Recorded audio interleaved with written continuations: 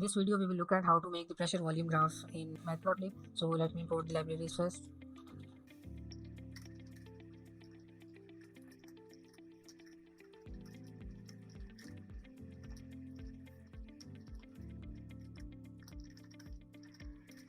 So Matplotlib will be used to make the graphs, NumPy will be used to make these arrays or tables, and this library will be used to make the best fit curve, and that will pass through these data points. The best fit curve is not necessary to make, but it is used in the machine learning models to predict the possible outcome. I'll just show you how to make that.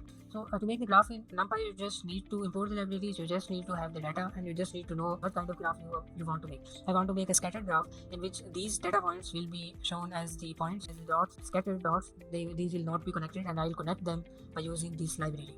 So to make that graph scattered, let me run this first. So to make that graph, you have to write plt.scatter.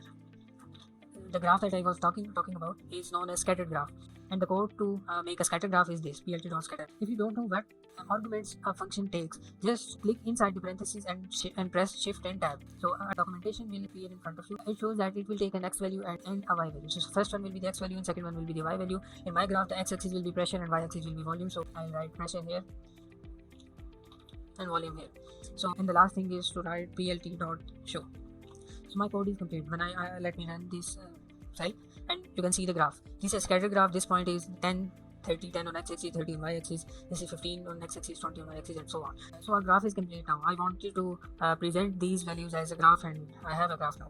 So I'll do some editing here. I will put an x label and a y label and the graph title here, and I will show the points, that is 10. This point is 10, 30. I will show the 10, 30 in parentheses, and similarly the corresponding values of all these points in parentheses. And I want to make third thing, I want to make a best fit curve that will pass through these points, so that I can predict a value that is not in this data set. I will be able to predict that value by using that best fit curve. We will not use that, but I will just show you how to make that. So to add the titles, x title and y title, and the graph title, plt.xlabel. So I want to write pressure, and the other one is y label volume.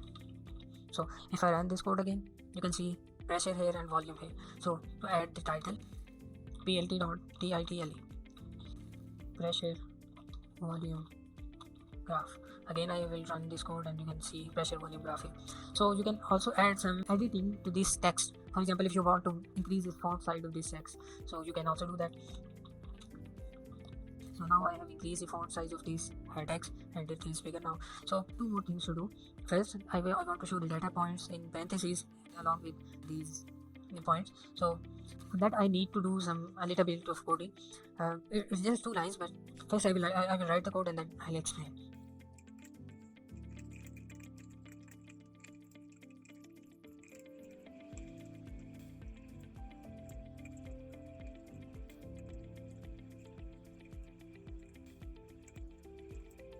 I will run the code. You can see the points written along with these data points.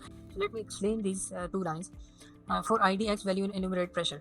So the enumerate function gives back 2 values. First, the index of each value. For example, the index of this value is 0, index of this value is 1, 2, 3, 4, 5, 6, 7, 8. So the index of the first value is 0. So it will give the index of first value when this for loop will run the first time, and it will give that value, the first value. So for the first time, idx is 0, the value is 10. So what annotate does, annotate just prints out the value, and annotate takes the 2 arguments. First, what I want to write. For example, this 10,3 in parentheses is this that I wanted to write. The second is after this comma, annotate takes the second argument as the location of that text where I want to write that 10,3. So for the first value, for the first time when the for loop runs, idx was 0 and value was 10.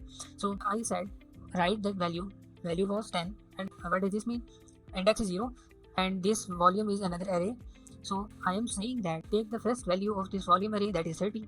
Here already the first value of the pressure array is present. So this code then means write in bracket value, that is 10, volume, first value of the volume, that is 30. So 10, 30, write this at this location. So what is this location? When idx is 0, it means that in both places idx is 0. It means that these expression will be replaced by first values of pressure array and the first value of volume array. That is, first value of pressure array is 10 and the second value of pressure array is 30. So I am saying that write this expression at this location.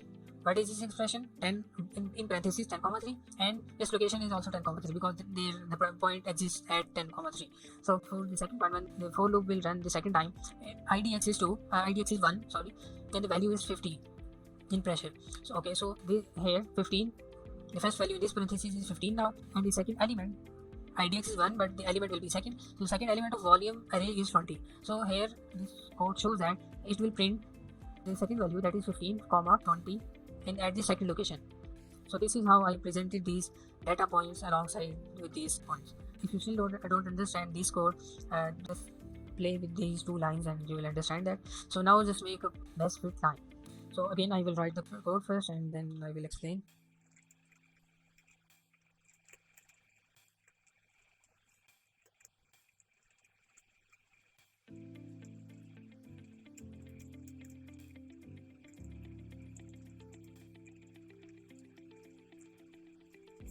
So I have written these 4 lines, and let me run this code. So you can see that these lines have made a best fit line that passes through each of these points. So I will not go into detail of these lines.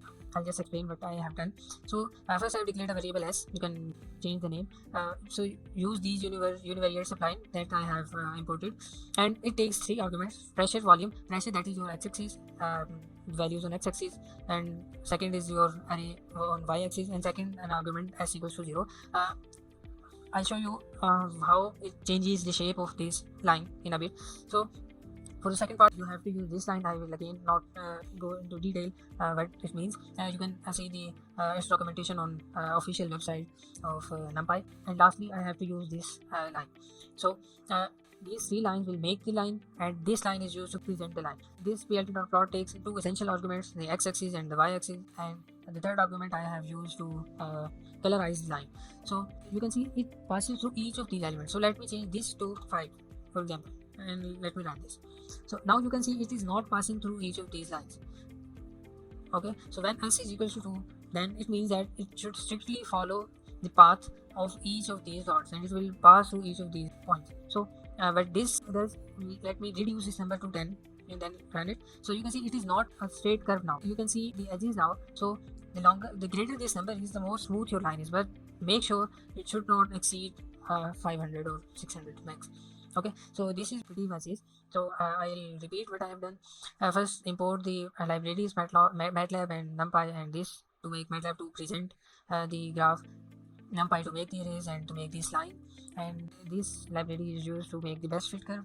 So import the data, give the x label, that is pressure, give the y label, give the title to the graph, and add these data points, the text and the text form to the graph by using this code. PLT annotate takes 2 arguments: first the text that you want to print, and the second is the location where you want to print the text. And then this code is used to make the best fit curve, and it takes 2 arguments: x-axis, x values, y values, and s, some value of s. This is used to make that line, and this is used to present that line. PLT.scatter, it makes the scattered graph of this dataset which I provided, and this is pretty much it.